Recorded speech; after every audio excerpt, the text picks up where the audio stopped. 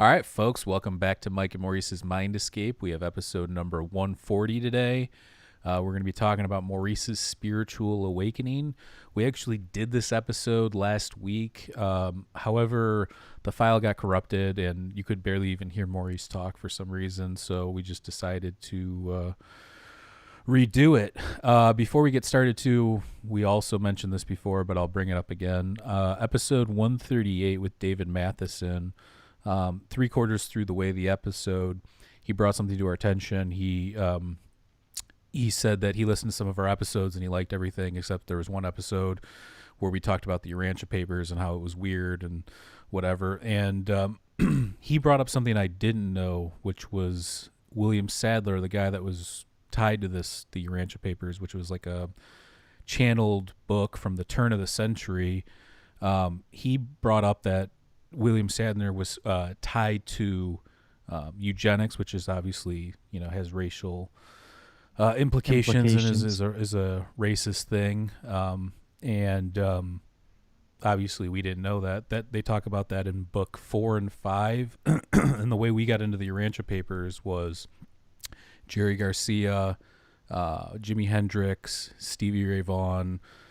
Maurice and I were sitting at his house one day, probably 3 years ago before we even started the podcast. And we're like, what is this? What is this book that our three of our favorite guitar players were into? So we started looking into it, and there was some interesting spiritual concepts in there. However, we did not read the whole thing, and we probably should have before we recommended other people look into it. And there definitely is some stuff in some of the parts that I didn't get to before that I read through within the last week that definitely have some racial undertones, and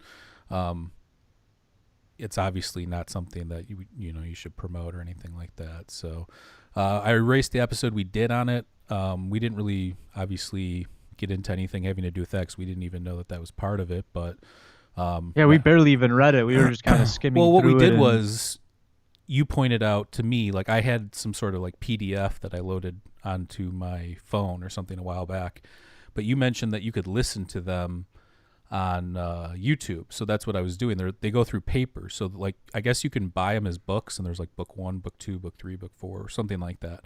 And book 4 and book 5 are the ones that have, questionable racist stuff in there.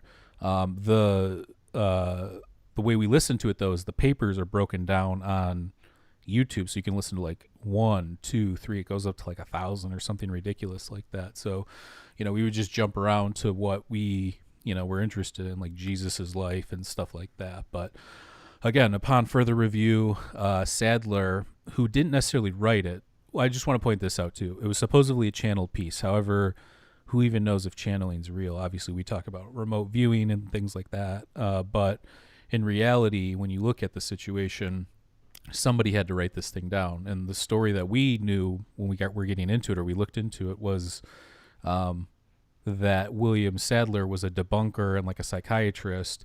And one day somebody came to him and said, "Oh, my husband's talking in his sleep. Will you check him out?" So he goes there, and this guy's like basically reciting all this stuff that eventually they brought in a stenographer, and this guy that was sleeping would say this stuff, and the person would write it down, and then eventually they turned it into a book and whatever. But then again, after we talked with David Matheson, I went back and looked into Sadler's history, and he was tied to eugenics. And there's people that even bring that stuff up to this day. What's his name? Richard Dawkins, who's an evolutionary biologist, said something recently like about making eugenics work, which is a disgusting idea. I don't even know why you would say that, but so there, this stuff's even kind of prevalent in today's culture. Not to mention, like David Matheson brought up as well, a lot of the UFO cults and some of the conspiracy hypothesis and theories that people have regarding that kind of stuff too. So I just wanted to address it. Obviously, we don't ever talk about this kind of stuff on the podcast, but when you tell people they should look into something and then you find out later that there's some weird and racist and evil stuff in there, you should definitely, you have an obligation to talk about address it. Yep. So there, let's move on from that now. And it's all about Maurice now, baby. So. Oh yeah, finally my own episode. I'm loving it. So let's talk about how you got into this. So like when we first started doing our podcast, it's kind of when I was going through my spiritual. And when we say spiritual, it's not about like, God or a bearded Zeus type character in the sky and reconnecting with something Well, like it that. could be. It depends on who you are and what you're getting into. But it's more, I think it more has to do with what you're going through in your life and then reconnecting to yourself as a person. While our podcast is Mind Escape and helping people escape, you have to first be connected to that thing to understand the greater implications, in my opinion. So when we first started doing the podcast, I was kind of going through my thing. And now I'm in a weird place personally where I feel like, yeah, I'm still a spiritual person, but I'm a little bit more skeptical than when we started. However, that doesn't mean that I still don't believe in a lot of the stuff that we talk about. So let's talk about you now. So give us a little bit of a background, how you felt about all the stuff we talk about on the podcast before, your awakening, and now after your awakening, or whatever this spiritual shift that you had. Well, before we started the podcast, I've always kind of been into the same stuff that, me and you share that same interest about some of the metaphysical things and spirituality to some degree. So I've always had a interest in it. And I remember back when I was in high school, even reading a book and learning about how, you grow up to have to work these 40-hour-a-week jobs to get money, to pay for a car, to take your car to work. So it's like this never-ending cycle of, that's kind of like what the America is built on. And I was always, at a young age, kind of, I didn't like that idea. I didn't agree with that idea, and I didn't really see myself like living into that American mold. Now, having said that, we started the podcast, we started getting into other things and learning stuff from dreams to aliens and everything in between. So that was the beginning, I would say, of the awakening. But again, for you to really go through a transformation, like you said, you got to kind of have some stuff in your life happen. And a lot of the times it's a negative thing. I was going through some personal stuff, some relationship stuff, and it actually all happened around my birthday, when I turned 35. It was my birthday was March 15th. All the crazy stuff that started happening in the world started happening on March 17th. And all of this stuff kind of just started piling up on me, and I hit a bottom, an emotional bottom, and I looked at my life, and it wasn't that I didn't have good things in place. Our podcast, I have a good job, I have this, I have that. So I was thankful for that kind of stuff, but my life was missing something, and it was the spirituality. And again, it wasn't that I never had it in my life. It was just fully committing myself to going down this path and kind of accepting these vibrations, which I'm going to bring that word up a couple more times today. But everybody has certain things Brian that resonate Wilson with over them. Here. Yeah. I'm laying in my bed, bro. But everybody has stuff in their life that resonates with them one way or another. And for me, the stuff that was really resonating with me, I kind of was pushing it away to a degree, and I wasn't fully accepting it. And it took me to hit this kind of emotional bottom to look back at it and be like, why aren't you accepting these kinds of things? And so I started to do that, and I started to do meditation. I started doing these guided meditations that we might get into a little more about that later. But the meditation, and then just really discovering the self-love that you have within yourself, and realizing that you're complete without having other people in your life. Like everything you need in your life to be happy is all within you. And I think coming up in our society, we have these stories that are pushed down on us. And, I grew up in a home that was a divorced home, and everything that you go through in your life is kind of like this built up story that you tell yourself, where I'm either an introvert, so I don't like going outside, or I'm shy. And then after you tell yourself this story over and over again, you just become that person. And it's not necessarily who you really are. It's just kind of the story that you told yourself. So my awakening was realizing the stories I told myself, and then coming and breaking out of that prior mold. Yeah, it's interesting. I think that when we first started this, I kind of had to twist your arm into it. Not that you didn't necessarily want to do it, but that you thought that I had all the information. It should just be me, and you should be like off to the side or something like that. On the other hand, I felt like it was important to have two kind of perspectives or point of views based on the stuff that we're talking about, because the stuff that we're talking about is very, a lot of it's fringe, some of it's esoteric, and I think having Right. multiple eyes on this stuff, at least looking into it, would be important. However, I think that you always felt like a little timid or like laid back in this, even when we're interviewing people, because you don't obviously do all the reading or the research of the people that we have on the show, which is fine. I never really expected you to get into that stuff, but however, you do look into these things. Now, I think that you, on the other hand, are interested in a lot of these things, and maybe you just didn't have time to look into them before. But I've noticed a shift recently, not just in just like almost like your whole point of view on things too. I don't know. You kind of become a different person, kind of like a butterfly coming out of its cocoon a little bit, in the sense that,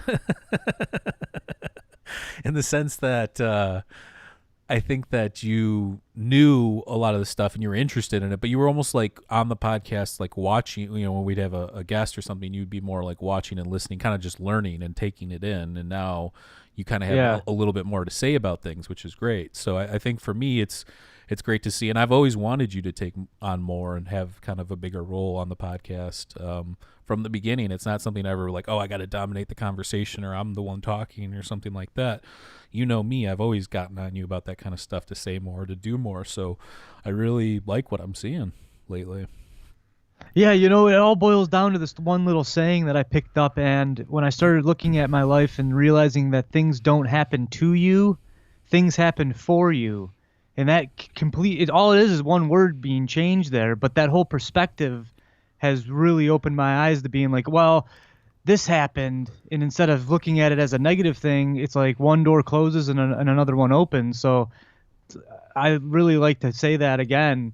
Instead of things happening to you, things happen for you. And getting that in your mind, because that literally will take your perspective and just shift it.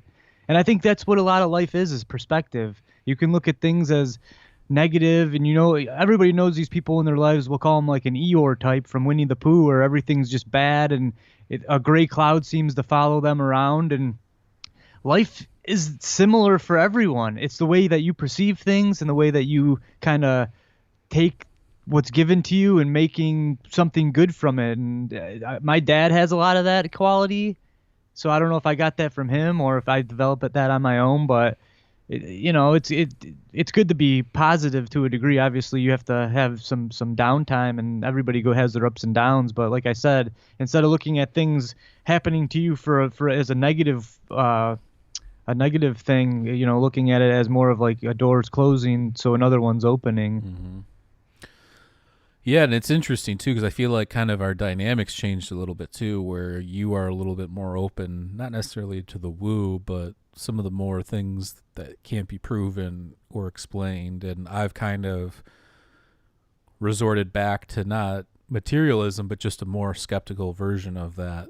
And when we first started the podcast, I was more open to a lot of the stuff because I was having this awakening. And I think during that romance, or the like the romance period of the spiritual awakening, I think there's a lot of synchronicities and connections and checking out this or checking out that, and one thing leads to another kind of a thing, and it's all exciting. And I think that once that wears off, you really have to work at it. It's not something that comes easy, not that it comes easy anyways, but it's almost like you get the tap on the shoulder or the wake-up call, and then it's you experience it, but then it's up to you to continue that going forward. So I do think that like I said, our roles are reversed a little bit. You used to be a little bit more skeptical. Now you're a lot more open to things. And while even though I still believe in a lot of the stuff, obviously, that we talk about, whether it be the psychedelic stuff or the esoteric knowledge or UFOs, or there's evidence for all these things. So I think that I just am not, I guess what it is I'm not willing to just jump to speculation anymore. I want to look at these things for what they are and just kind of, go from there as more of an epistemological standpoint, as opposed to just, there's a lot of people throwing a lot of poop on the walls, and Yeah. um, It's easy to get speculation's swept up. well, speculation's fun. Who doesn't like to speculate? You and I do it all the time, but at the same time, I think that if you're being honest and true to yourself, that you know what's BS and what's not, and yeah. So, but do you think that since you started doing or meditating and stuff like that, that's part of the reason why you have this connection now, or do you think it just is an all-encompassing shift? Well, I think it all comes. I think it all has its Because part. I've been trying to like, get you to meditate for years now.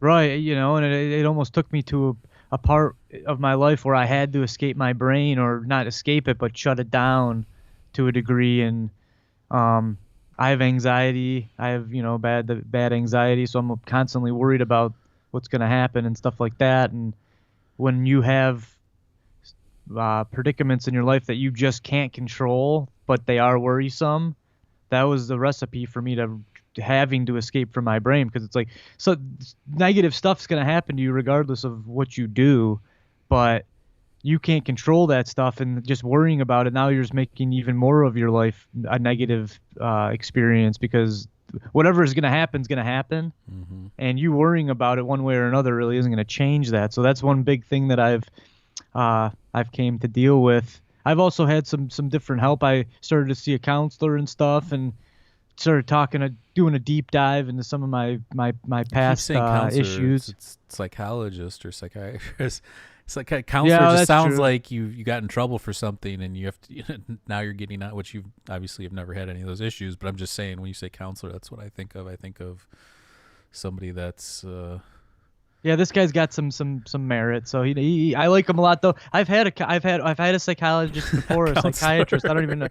I've had one of them before, but I don't know. Like, so everybody's different. You got to find the guy or girl that fits with you. And once you find someone that you're comfortable with, a lot of you can open up and kind of get into some of this stuff, because everybody's afraid to bring up the shit that's going on in them. And that was one of the big things that I realized too, is everybody's a little wacky. So don't think that just because you're having particular thoughts or views on one thing that makes you a bad person. Everybody is weird in some degree. So I'll point this out. I was texting with my sister the other day, and we were talking about like anxiety. I'm like, everybody's got anxiety. Everybody. Right. Like, I don't know anybody that doesn't have is either had depression at some point or doesn't have everybody has it. There's this myth going around that like some people are broken and they absolutely need to be on meds because like it's like this culture thing now, where I'm not saying there isn't people with real problems and there's not people worse off than others. Obviously, I'm actually one of those people, but I'm just pointing out that everybody's got anxiety and everybody has issues. And if you think like you're the only person that has it, or why does everybody have these amazing lives, and that's not how it is at all. Everybody's got their own shit. So I think that that's a myth that's going out there, is that there's some people that are broken and their mental health's broken, while there are people that are worse. We all have some element of that on some sort of level. Yeah, and that's a good point. There actually has been one thing that I've been trying to do over and over again, because I'm a pretty outgoing person, but I get uncomfortable a lot, and I've been trying to do one thing a week that it's a positive thing that makes me feel uncomfortable, whether it be going to meet someone that's I've never met before, like a photographer. I've been reaching out to more and more photographers on Instagram and stuff, and going to meet somebody I've never met before, or just doing things that make you come out of your shell, playing music for people. I've never really played any music by myself. I've always been in a band, but doing these things, and then you start realizing it's like, dude, what was I afraid of the whole time? It was all I was afraid of was the fear. And that's the thing. It's like usually you're just afraid of the fear itself, the actual action, or once you're doing it, it's not scary at all. So, and again, the more and more you do these things, the more you start stepping out of these stories that you've been telling yourself your whole life. You start realizing it's like, dude, I was just telling myself that. That's not even who I truly am. Right. You made a good point, I think, the first time we did this. And I thought it was very profound in terms of having to deal with like anxiety, whether it's OCD or depression or some sort of disorder, is that, putting yourself out there and putting yourself in uncomfortable positions, because when you don't, you become too comfortable. And when you're too comfortable and you have too much time to think and you have too much anxiety, like that I think that breeds more anxiety. I guess it depends on who you are, but if you just sit there constantly thinking all day long, you're gonna come up with bad things too. And if that becomes a bad habit, that's where you start to see a lot of these things manifest. So I thought that that's an astute point from somebody like me that has had these real issues, that has dealt with these real things, is that the only way to overcome them, specifically, it's almost like a form of CBT therapy too. So to overcome these things, you have to put yourself in the uncomfortable positions and sit there and live with it. And then over time, if you do it enough, it does become a habit.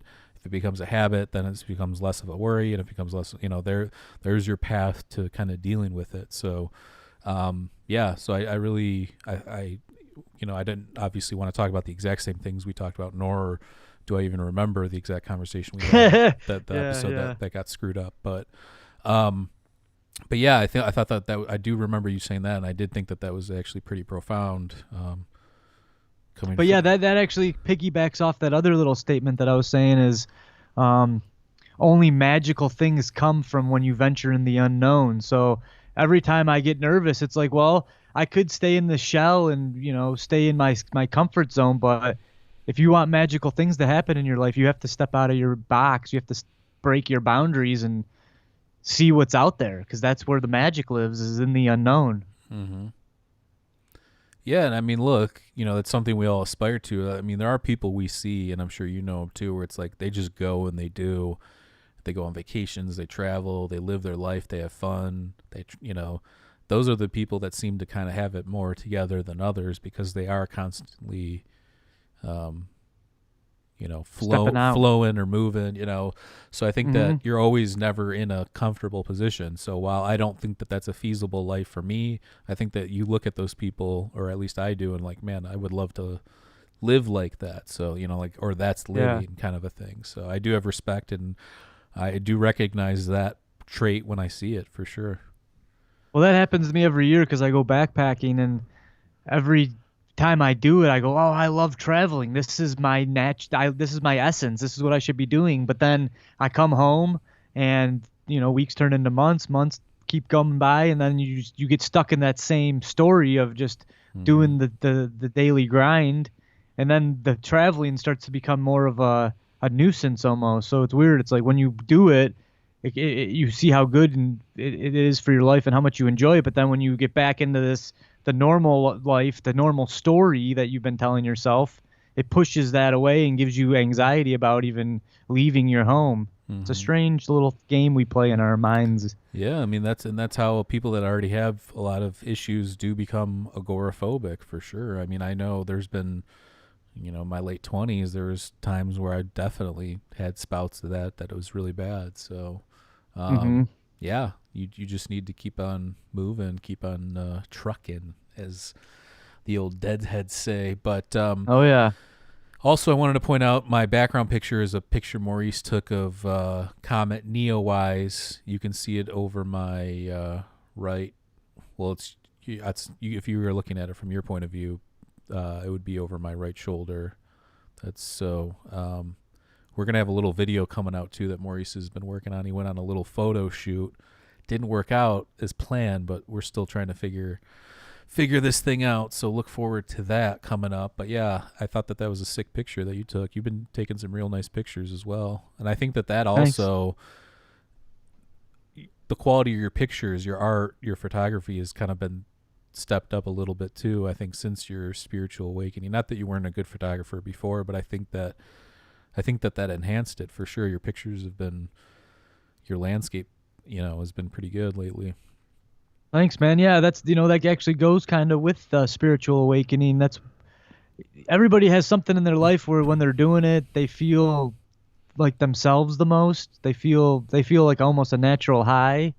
For me, it's creating stuff, whether it be video or photography and stuff. So I've been trying to go at least once a day, or just, even a little bit a day, and taking a couple of pictures, getting myself into that good vibrational state. And I think after you do it for 21 days or a month or whatever, then it just becomes like a natural feeling within you. And I've actually been feeling pretty high. It's a different high, but it's like a natural high. lately, and I think that has to do with me tuning into that right frequency. Mm-hmm. Absolutely. Shout out to everybody listening. We love you, and hit the like button if you will, if you have not already. So I want to. Oh, looks like Jay Lady's in here. What's going on? In terms of when you look at your spiritual awakening, do you look at it like that? Like, because when you say that, I think there is a certain amount of the population that'll be like, oh, what's this woo woo nonsense? Yeah. But if you look at what's going on in the world right now, I think that we all need some sort of personal spirituality. And again, I'm not talking about religion or believing in one specific way or right way to do that. I think that's where we run into the problem. I think that everybody should be personally spiritual Right. or accountable to themselves. And then the problem lies when you have other people suggesting you need to believe what they believe, or this is what it says in this book, or this is what it says in that book. I think that's where the problem comes in. So I think we've always kind of preached with like meditation and psychedelics and stuff like that, that you always have a personal responsibility, but that also that you're not pushing views or ideas on other people. You know, you can talk about things in forums and online and podcasts and stuff like that, but it's the forcing or pushing ideas on other people and making them feel like they have to, form to that those ways of thinking. So what do you think? Do you think that that's like, have you told other people about this, and how did they react? Or is this just something that you feel like is personal and you're not even going to really talk about it with other people other than right now on this podcast? Well, I think everybody has their own path. Just like you were saying when we started the podcast, you were going through your awakening, and it is an awakening. It is a spiritual awakening in a degree, but to me, I'm almost just looking at it where it's like I'm getting myself back to the natural state of who I am and rediscovering the stuff that makes me happy and what makes me feel good, and kind of getting away from the lower vibrational stuff. And that's the way I look at it. And yeah, it is a spiritual awakening, but to get on what you said is everybody has to do their own thing. Everybody has their own path. And you could have sat and talked to me till you were blue in the face when you were going through yours, but I would have never understood that. Yeah, I mean, this podcast was literally going to be called Maisie's Notebook because he wanted, Right. because I had this notebook of all these notes and things, connections I made between ancient civilizations and esoteric pieces and different weird things. And before we did we were coming up with ideas, but then I thought I wanted it to be something with both of us. So it was Mike and Maurice's Mind Escape. Now, being more familiar with brands and SEOs and different things, Mind Escape is obviously a lot more searchable, but Yeah. it's obviously both of ours, and I'm glad you're kind of taking on your portion of it now. Yeah, it's a good comparison to like an alcoholic or a drug addict or something, and uh, everybody in their family's telling them it's not good for them and it's doing this and it's ruining their life, but they don't understand that. They don't see that until something happens in their life that gives them the eye opener. They have to hit the rock bottom, Mm-hmm. and then when they like at one point I was real sad, and I was like, there's nothing, I'm not gonna get any sadder, so I might as well try and do things to come out of this. And And he again, was it doesn't born happen on overnight. Saturday. Hey. So, well, that what's funny is that was the day that it all hit me. It was a Saturday. It was the day before my birthday, Yeah. and a lot of people say when they turn 30 they get down in the dumps because they're getting older and stuff. I liked my 33rd birthday. Actually was one of the best years of my life, but for some reason this 35th birthday a lot of things were all coming to fruition. A lot of stuff was going on. The world was shutting down. I was going through a relationship ordeal, and it just seemed to be all coming to a point. And in my mind, I was like, dude, if you don't start doing things, then you're never gonna heal yourself. And all the stuff was already laid out there. It's like, talk to a counselor, go get a counselor, talk to them. I already started to work out a little Psychologist, bit, but therapist, psychologist, yeah, that's been implemented in my we're gonna head get from a my T-shirt mom, I made think. called Counselor. Yeah, and it's just me sitting on a couch. But no, so it's like all these things. And again, I wasn't a drug addict or anything, but I like to use that as an analogy because when you're doing the drugs and stuff, all these people are telling you what to do, but in your mind you can't see it. Mm-hmm. And then that Saturday, it all like clicked to me. It's like you got to do these steps, and you're not going to come out of this hole right away, but start building up a little ladder. And sure enough, I popped my head out of that hole, and I saw how beautiful the world was. And then I fully climbed out and just started to do my own thing and focus on myself, because a lot of people are worried about, their girlfriends, their boyfriends, their husbands and wives and kids and everything, but you really got to take care of yourself, because Mm-hmm. that's where it all comes from. If you don't take care of yourself, then you're not going to be able to take care of anybody else. That's the bottom line. So, but back to the meditation too. So I've been trying to get you to meditate for a while. Like, what was it that made you want to start doing it? Because I mentioned it I send you stuff, and we actually even did an episode on it, probably a couple months ago. I think that was all attributed to the anxiety. It was just worrying about things that I did in the past, and then worrying about what's going to happen in the future. And I had enough of it. Mm, I needed my brain to, again, when you meditate and stuff, your brain doesn't shut down, but right. you can look at your thoughts and you observe your thoughts. And one thing that I've really learned from going to my psychologist was thoughts really are like clouds that pass by, or like cars that are coming and going, and they're not necessarily yours. So you shouldn't feel like, oh, I had this bad thought, and then it's like connected to you and connected to your essence or something. But you look at it more as that these ideas and thoughts are coming by you, and you can pick out which ones that you want to indulge in more or less. And I like that analogy, because then you kind of can sit there, and as the thoughts come in and out, they're just like cars or clouds. They can pass by, and you Mm-hmm. can look at them and, oh, that's a beautiful cloud, or, oh, that's an ugly looking cloud, and things like that. So having that mindset, I think that changed me a lot. Just realizing that the stuff that's coming in and out of your head necessarily isn't your own. I'm writing a short film kind of based on that principle, but it's strange. The human mind is a messy, weird organ that obviously we still don't really understand it to a full degree, and maybe we never will. Yeah, I mean, obviously, that's for sure true, I think. The other aspect of this is I know you very well. Obviously, we're cousins. We grew up together. Do you think that maybe this is happening too because you felt somewhat alone for the first time? You've always been kind of somebody that's surrounded yourself with like friends and um, Hmm.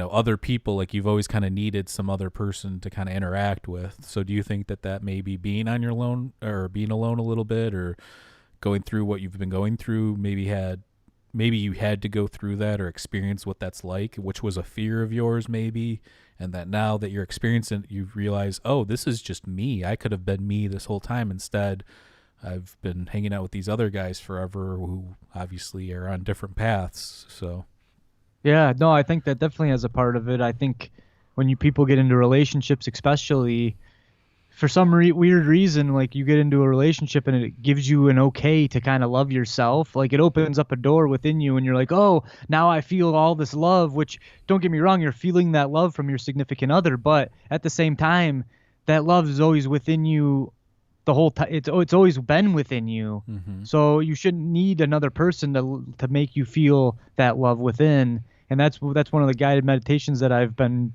doing over and over, is just talking about, tapping into that love within you and realizing that you can provide everything you need in life within yourself. I'm not saying that you don't need to have a significant other. That would be great. That would be wonderful. But you don't you need it to be happy. That's the main point. Well, and I think advice I've given friends and people in the past too, it's like they're like, I don't get it. I thought I was gonna make her happy or they were gonna make me happy. Like you have to make yourself happy, and once you're happy, then you can share in the happiness with other people. I'm not saying you can't have an effect on your significant other, or help them, or whatever the case may be. But if one person's miserable mentally, they've got their own demons, or whatever the case may be, or Yeah. whatever, you that has to be figured out so that both people can be happy. Otherwise, it's just going to go in circles. And I Plus, think you're relying on the other person as a crutch, and then that's putting extra stress on them, and it's right. it's a big mess.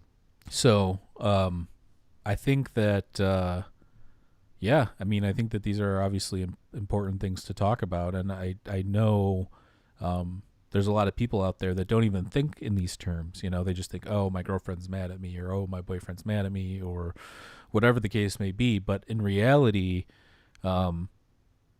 usually these things go a lot deeper, and when people are stuck in day-to-day consciousness, or they're part of like a grind or a routine, and some people need to be taken out of that to understand it, or look at it from like a outsider's point of view, or maybe even meditate on it. I know sometimes deep in meditation, I'm able to put myself in other people's shoes and look at the way that I've interacted with other people through their point of view, or at least I try and put myself there. And you realize, yeah, that's a great technique. You realize things about yourself that you wouldn't have otherwise even thought about or looked into. So I do think that that's important for sure. Yeah, I think a level of empathy is very important, especially if we're talking relationships here. It's good to kind of see. Well, the bottom line is no one sees the same thing. No two people see the same thing. So Right. if me and you got into an argument, we would both have our own accounts of it, and both those accounts probably wouldn't even be the real truth of it. It's just how we're perceiving our own reality. So it's a tough gambit. Again, it's crazy that people can get into relationships and be with each other for the rest of their lives regardless, just because of how much work it actually entails. Mm-hmm. That's a big commitment to someone, but the positives that come out of it are obviously worth it to a degree. But like you were saying, you got to be yourself. You got to be the best version of you if you want to make someone else's life good too, because if you're like getting into a relationship and you're half there, then you're gonna need them to make you whole, and that's just not good. Yeah, no, I mean that's a good point. And I think that yeah, it's just one of those, you have to be vigilant, you have to be introspective. I do think that, to your point about like empathy though, I think that you need a balance, because I do think that if you're like 100% empathetic, or you're what do they call it, like an empath or whatever people consider, I do think that can cloud your judgment as well on some things too, where you're not even thinking about yourself, then you're only thinking about other people, and that can be, I think, detrimental to yourself as well. I think that you have to have a balance where if you're a centered, well-rounded being, then you can then reach out and help other people like you probably want to. But if your stuff's not in order, your own house, your own mind, your own person, then if that's in disarray, I don't know how you think you could expect to help anybody else. That's my personal opinion. Yeah, no, I think the having the balance is the key to life, because before I went through all this, I was like laser focused on my career, and that had a lot to play in my relationships, all the relationships in my life. But after having this little awakening, I started to realize, yes, I may not have the love of my significant other anymore, but look at how much of love from everybody else I have. From you, I have like 4 or 5 people I would almost consider all my best friends. I started talking to my mom all the time, my aunt and stuff. So it's like everybody has love in their life, but it's like you choose to amplify particular people's love and make it seem like it's more relevant in your life, which I don't like that. I think you should always be connected to your family, and because those are the people that are always going to be with you regardless of your ups and downs and stuff. And lovers may come and go, but your family, everybody says it, but your family is very important. I mean, I think the seeds, again, I think the seeds of the issues that you were experiencing were sown even as far back as high school, man. Just the constant, you got to follow the party. You were always the kind of follow the party kind of a guy. Whose party this weekend? You always wanted to be where it was at, even until you were in your mid to late 20s too. So I think that when you're part of that lifestyle, when the party dies down and everybody's old and wants to stay at home with their kids or their husbands and wives and things like that, and you realize you're still trying to live that life. Not that you were, we know people that are far worse in that regard, but just in terms of, you're always looking for the next thing, and I think when there's no thing left, then you realize, oh, I have to make my own thing. I've just been following other things. Right. And I've always had the mentality of people pleasing and stuff. Like you said, back in high school, I would treat each class as my own little stand-up routine. And after the class, it didn't matter if I learned anything. I would be more judgmental if I made people laugh or not. So I've always been in that. I wouldn't say that I followed the crowd because Yeah, me and yeah. you were I wouldn't. in I the didn't. music and stuff like that. Yeah, But I didn't. yeah, I definitely like to please the people. That's something that I wouldn't even say you're I a still people can. pleaser. Like I think I said it actually pretty well, which is that you wanted to follow the energy or the party or wherever Mm-hmm. the thing was. It wasn't like you were following trends or anything like that. It was just you wanted to be around people and like you said, entertain and stuff like that, but not from the sense that you needed it. Maybe you did. I don't know. Only you could know that. But it just seemed like it was a fun thing to do. It was like your hobby kind of a thing. And then obviously we've been in bands and you do photography and other things like that. But you live and you learn. And I think that you learned that you can be by yourself and still be a happy person. I think that's important. I think everybody has to go through that at some point in their life. Yeah, it's a tricky thing, especially with the arts too, because there's a thin line between posting a picture. Obviously I like to get feedback on my photos and stuff like that because it's art that I want people to see, but then there's also another level where you can disconnect and just not care. You can put it out there, and regardless of how many likes you got, you'll still be happy with your final product. And it's funny, I see a lot of these photographers fall into this Instagram rut where they're taking pictures. They start out taking pictures of all the stuff that they enjoy, but then they start looking at the likes and they go, oh well, the sunset pictures get way more likes than the river pictures do, so I'm gonna go only at suns. You know what I'm saying? So they start skewing their art around what people are Right. trying to that they see people reacting to, which that can be the death of an artist right there. Oh, you're 100% correct. Actually, I've experienced that myself. I remember when I first got onto Reddit and I was posting some of our episodes around on different subreddits and trying to engage with people. I would also, at the time, I was really into cooking, and I would make like homemade pizza from scratch, like dough and everything. These things would come out looking unbelievable. So I'd take pictures of those, and some of those would get like 200-300 upvotes, and then our episodes would get like 10, 15 maybe, so it was like this thing. It's like, Well, welcome to Consumer Nation. yeah, baby. exactly. It's like, maybe should I be making my own food and taking pictures and be like a food blogger? Maybe I would kill it then. I don't know, but making homemade pastas and different things. So I do think that you're right about that. It's like almost like there's this like gig economy thing, and whether you're a blogger or a podcaster, musician, whatever it may be, you do question at some point, do I just give into this other thing just to make money, but I'm still doing kind of what I like? Or is it more important to keep the integrity of what I was trying to do and go from there? And I think that's actually what we've done with our podcast, though. We've kept the integrity. Look, it's so easy if you listen to some of these other shows to fall into these wacky, crazy things to say, and it's just not us. We can't even say them anymore because we don't want our video to get banned.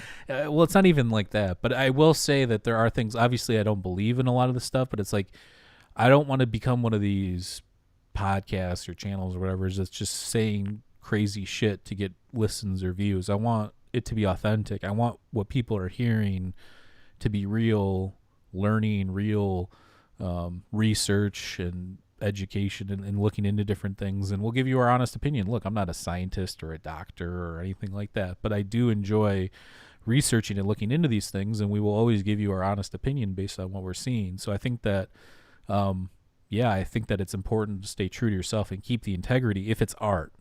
And by that, that's why you might struggle. That's why we have those scientists and doctors on, and we question. I think you do a great job of questioning them, but you also keep yourself in the middle, so you're not just like, oh, you said that, I'm gonna jump on board because I had a doctor on my show. You know what I'm saying? Like, you're not just fully agreeing with people. You kind of are sticking to your guns, which if you lose that, then you've lost it all, in my opinion.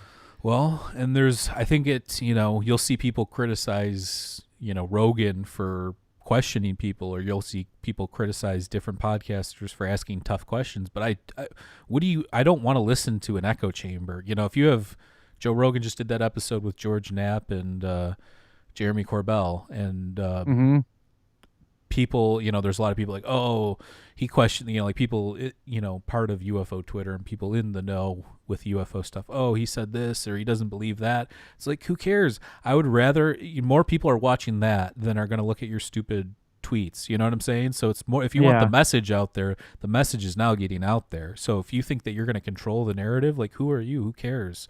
Just let the stuff get out there. Let people decide. That's how information should be disseminated. It should be just put out there and let people decide. So I do think that you don't want to create an echo chamber where you just have people on there agreeing with you. And I, at least, even if I agree, I will say this, even when we have guests on where I agree with their research or what they're doing, or there's a lot of interesting stuff with their work, I will somewhat ask tough questions or what somebody opposed might ask, because I feel like that's my duty in that moment, is to play the other side. Not that I'm trying to be the skeptic or trying to be evil, but I'm going to question you. I want to know what, down to the critical level, what does your research entail, and how did you arrive at that? If you're not doing that, then what are we doing? Yeah, no, you gotta have an open mind, but you can't. I don't know. I mean, what you're doing is good. That's the bottom line. Don't go with, we're not going to be out there people pleasing. Boiling it back to what my kind of life has been, is trying to please everybody, and let's do what's good for us first. If people catch on, then beautiful. And it seems like we got a bunch of people catching on to this. So thanks everybody for joining us. Hit that like button when you get a chance. But, we're just going to keep plugging away here and bringing the truth as much as we can, because the truth today, like we say, in 100 years from now, might not be the truth then. Well, scientific truth. I do think that there are ultimate truths. There are ultimate truths out there, whether it's, some sort of ancient saying, or if it's the as above, so below, or whatever you want to get into with all those things, ancient proverbs and different things. I do think that there are ultimate universal truths that are true to human beings as far back as the beginning of civilization or time till now. So I do think that does exist. However, I also don't think that there's this objective world that can be obtained through humanity, meaning that even if one person obtains that, that's still one anecdotal person's point of view. So, I mean, to get everybody on board with the same thing, I think we all create this objective truth. We all participate in this thing. It's like a game. We all participate.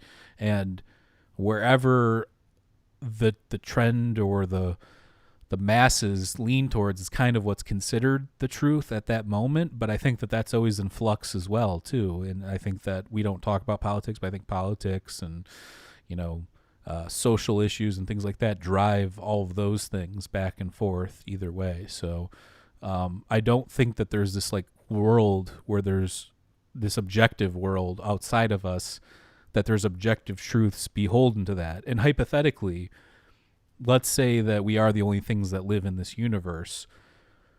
That can't be true then, because if we're the only thing experiencing this, then what is if you say that, okay, well, from a material standpoint, you could say this is how the universe works or this is how science works. But then when you start talking about like feelings and emotions and personal consciousness and things like that, I think that that's where this whole thing starts to dissolve. Well, let me ask you this, because I've been on this kick lately where I really do believe that the world is a reflection of whatever's going on within you. What are your thoughts on that? Yeah, I do think that there's actually some truth to that. Now, not entirely, but I do think that if you pay attention to what's going on in the world, the part of you that either agrees with things or not agrees with things comes into focus, and you start to think about those kinds of things more. So, look, I try not to watch the news or not that I don't know what's going on in the world, but I try not to watch as much as I can, because I do think it's parasitic in nature in terms of your personal self. And I think that the more you can get away from that, which it's hard to do. I mean, if you're online, social media, or, even if you pick up your phone, even if you're not looking for it, I get Apple News alerts and all sorts of junk on my phone that I don't want to see, that I'm forced to see. So, yeah, I don't know. I think that what you're saying, it's almost like psychedelics in a way. When you take a psychedelic, people that Yeah. have bad trips, I'm in the camp of I don't really think there's a bad trip unless you have some sort of psychotic break. Of course, that's terrible. Nobody wants that, and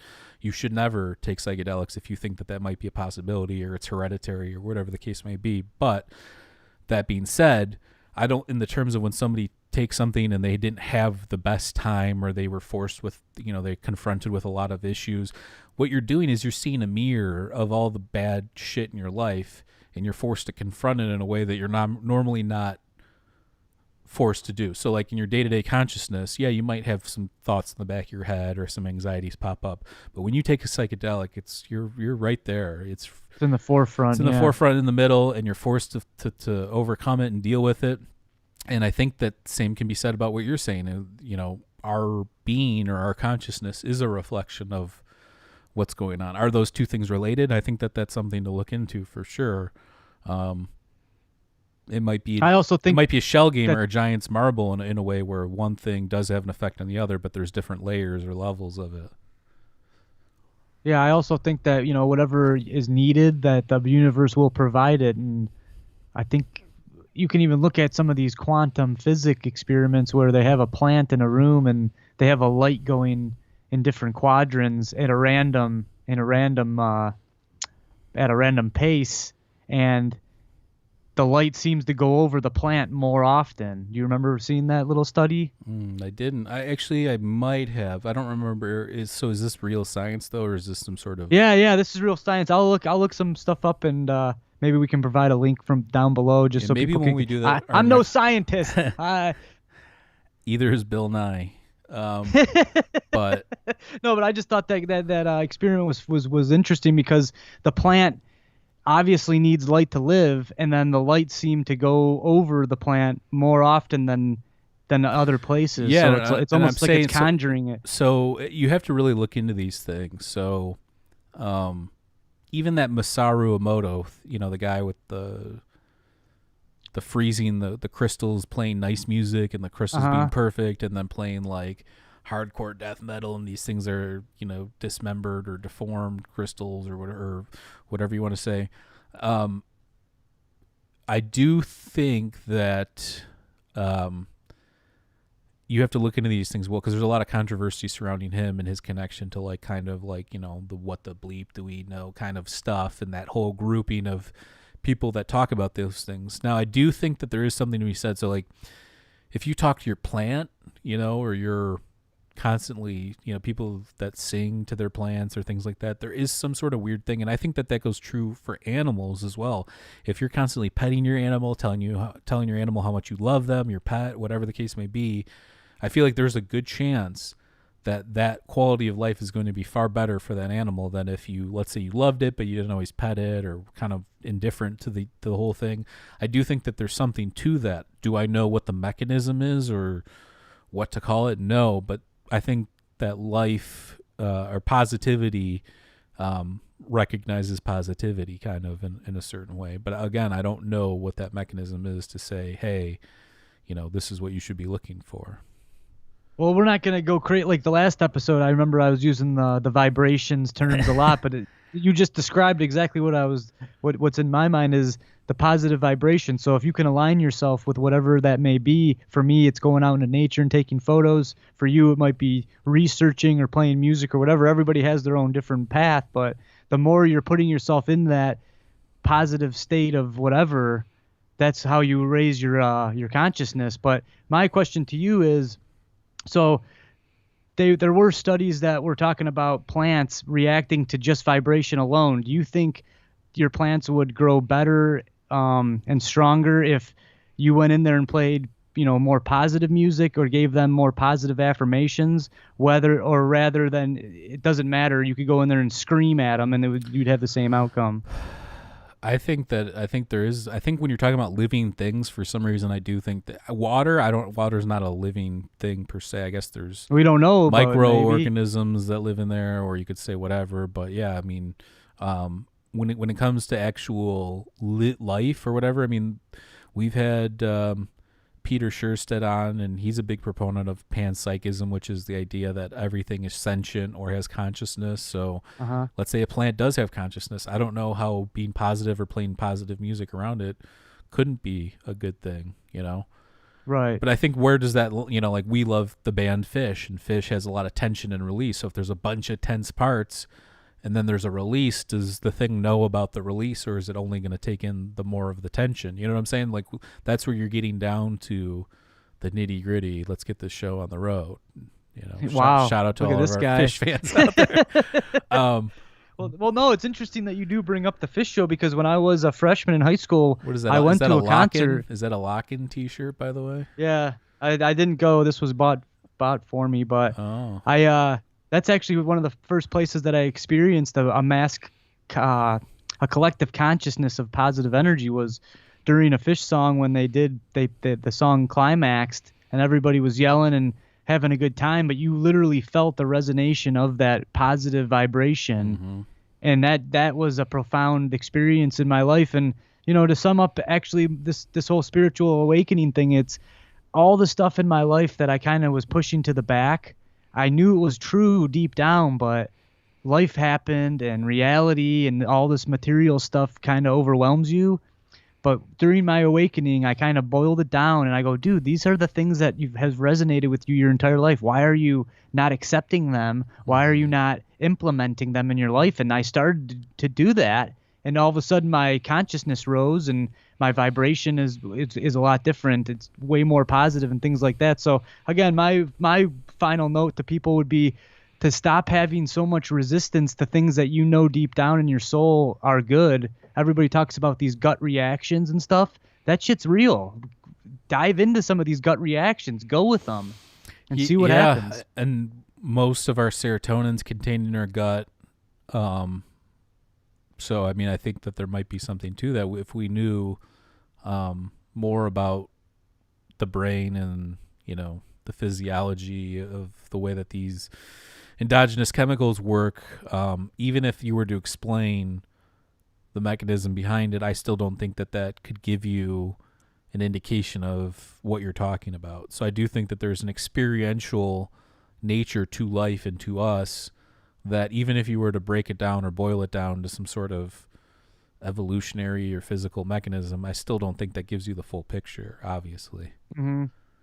So yeah, again, the stuff I'm talking about with the gut and the biome and all the different microbes that live in your stomach, that's a scientific way to explain it. And I'm sure in the next 20 years, we're going to find a whole boatload of information, because a lot of the stuff that I read now is more of your brain is more of the control mechanism. It's more of like the engineer of your body, and the stomach is more of your feelings and that kind of stuff. So we'll see. Again, I'm not going to join one of the camps or the other, but I'm just saying the gut reaction stuff for me is the stuff that I was putting to the side. And the day I started to accept it more and go down that path, a whole new slew of opportunity arose.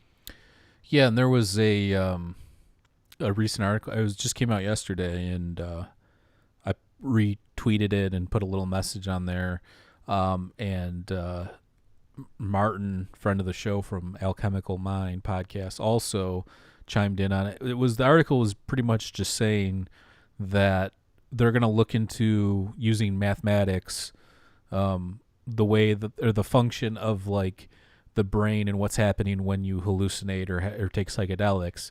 Now, the particular aspect of what they were talking about had to do with the fact that when you go into these psychedelic states, your brain starts to produce sometimes, not everybody, but like geometrical patterns, and by that way, they were going to look into the mathematics to try and break it all down. Now, I tweeted, well, what about DMT entities and things like that? Because not everybody just sees geometric patterns or something like a pattern that's flowing. I thought the best representation of tripping is actually from Fear and Loathing in Las Vegas when he walks into the hotel.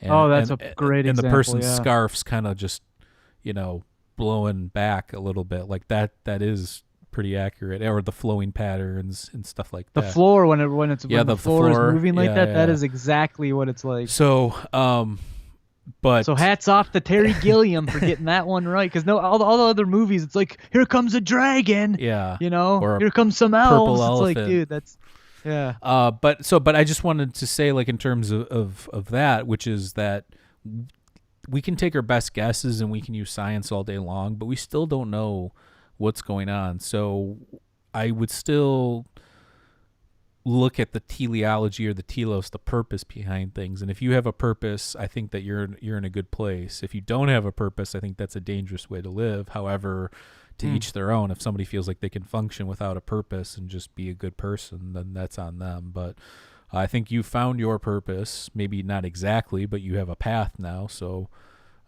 yeah, thanks for sharing your journey with us. No problem. Hopefully it'll touch some other people and they can find their own path too. Because you know what the bottom line is, it's like me and you could sit here and both tell exactly what we did, exactly how we achieved it, but that's not going to resonate with somebody else. Right. They got to find their own path. They got to find their own truth, and that's what it's all about. Yeah, so this has been, I think, a good episode. I think we got a lot of truth out there in terms of, you know, your Rancho paper stuff. Obviously, we're not going to be talking about that anymore. We don't condone any type of thinking along those lines. So even if it was a small part of the book or there's undertones or whatever the case may be, we just don't want any part of that. But, you know, and I think that that's the message we try and send with the show is love. You know, I tell everybody I love them at the beginning or the end of the episode. And we're just trying to spread knowledge and love and peace and try to get information out there and let people decide for themselves. And we'll continue to do that. Beautiful, beautiful. Well, I'm going to work on this Capturing the Comet little documentary thing. And yeah, we're going to start trying to do some more movie stuff. I know we were making some short stuff like the origins of ancient Greece. We'll try and start doing some more stuff like that again here. And if anybody's got a suggestion, leave a comment. You know, we're open to all ideas. So in the app that we've been working on for platform to talk about all these kinds of things without any sort of repercussions or taking stuff down, that should be good to go soon. I think we've got a lot of the stuff together now, so look for that. And once we get that up, we'll do an episode about it, and we'll promote the hell out of it. So uncertain times here on the earth, but we're sending out the positive vibrations. Everybody stick in there, and we're gonna get through this. Mr. Vibrations here. give us one word to end on here. One word. Like I said, give us a phrase. Give us a phrase. Well, I'm gonna put you on the magic spot. Things happen from the unknown. Don't be afraid to go experience stuff that makes you uncomfortable. All right. Well, again, we love everybody, and we'll catch you next time. Peace. See ya.